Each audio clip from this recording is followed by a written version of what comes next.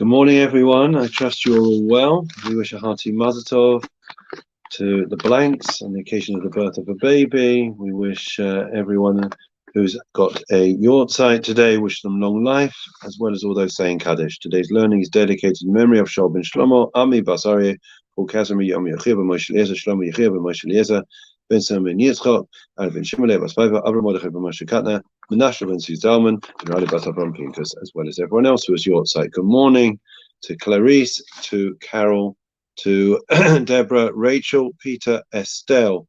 Hope you can hear me. I'm a bit hoarse this morning. Okay, so we were discussing about Yaakov, Jacob, who had this epic encounter.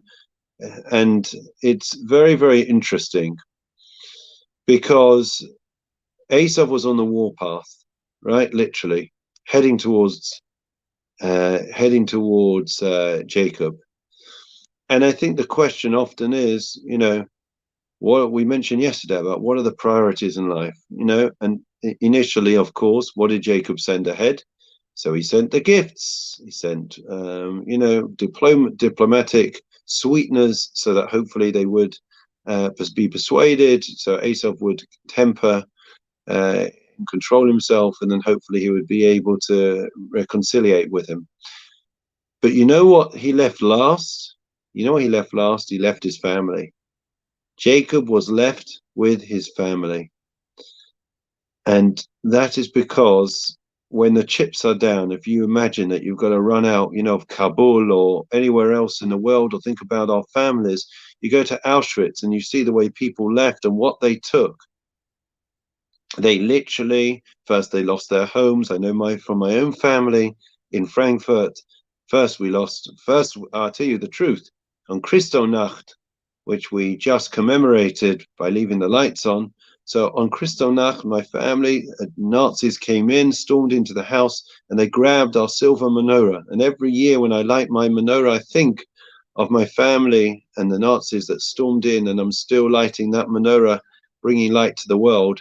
Anyways, first they took the menorah, then they took our homes, and after that, then they tried to take our souls and our identities. And Jacob first sent gifts, then he sent emissaries, right? He sent emissaries, but the one thing that he was left with, that he was most protective of, and he was willing to give his life, was his flesh and blood, his family. So often it's the reverse, friends. We give over our family, we sacrifice our family for financial gain, for all types of other distractions in life.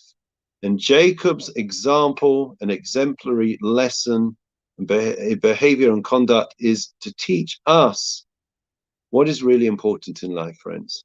You know what's important in life? I don't believe it. Look who's just come on. Andy Raven, Avram Ben Binyamin. We welcome you, Andy. I'm still trying to reach you, and I'll try and call you afterwards, but we wish you a refuah shalema, and you should get stronger every single day, and lovely to see you. And speaking of Andy, so family is so important. Jacob realized that when the chips are down, all the other things don't matter. He was willing to give everything up for the sake of his family. And there was this reconciliation between the two of them. Now, what's interesting is that when Jacob split his camp, he was worried that there was going to be, an out-and-out war, decimation of the family, and therefore he split the camp. And in that way, he hoped that at least one camp would survive. And interesting that before the war, many of the Jews, our ancestors, your parents and grandparents, some of them face the most difficult decisions and choices in life. Do they go right or do they go left? You see, the Jews in Poland and around that area in Europe found themselves with a very difficult choice. Did they go to the right, to my left, which was Germany, or do they go to the right, and go through into Russia, into communism, Nazism or communism. That was the choice in the 1930s. They weren't sure which was the worst of the evil. Now, I'm going to say something, and it's going to be really, really difficult for people to understand. So please think about it, and then we can discuss it at greater length another time. So the question was asked to some of our greatest minds. They said, which is the greatest danger posed to the Jewish people? To the Jewish people, I'm not talking about the personal threat, but to the Jewish people as a whole. Nazism wanted to physically eradicate the Jewish people. Communism wanted to spiritually eradicate and eliminate any type of faith, any vestige of Judaism from the face of the earth. Nazism wiped out 6 million Jews. Horrendous. My family, your families, everyone's families. How many Jews were lost from communism over the course of the whole period, 70 years of communism? They estimate around 20 million. So both pose an existential threat to the Jewish people, but through the brainwashing of communism and the secularization of a whole nation, millions and millions and millions were lost. And it's an amazing, amazing thing. You know, we don't really appreciate it, but when you go to Israel and you see the Russian Jewry, and you start to understand and appreciate what they've been through. They went through sheer hell. And one of the things that there was a question about the status of one particular Russian. It was a Russian man, and he was actually become a religious man who was learning in yeshiva, and he went to Rabbi Lau, Chief Rabbi Lau, and he was sitting in the Beis Din, and he needed to prove his identity before he could get married, I believe. And Rabbi Lau had the mother on the phone who was still living in Russia. Okay? And Rabbi Lau was trying to establish, was there any vestige of Judaism in their house? Was there anything to it that they could ratify, verify their Jewish identity, the Jewish roots? And the mother said as follows.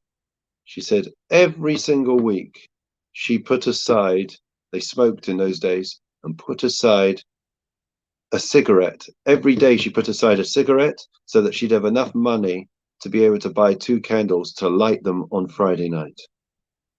And listen to what Chief Rabbi Lau said. It's incredible, Andy. Estelle, listen. Rabbi Lau, who survived Bergen-Belsen and went on to become the chief rabbi of Israel. He was the youngest survivor of Bergen-Belsen. He said, I have kept all my life Shabbat once a week, but you, by being willing to sacrifice every single day that cigarette so that you would be able to light candles on Friday night, you have kept Shabbat every single day of the week. In other words, he was saying this woman was even greater in a sense because she was willing every single day to think of Shabbat and to make personal sacrifices so they would be able to do something in Russia, something they were able to do. So Jacob was well aware he faced 2 dangers.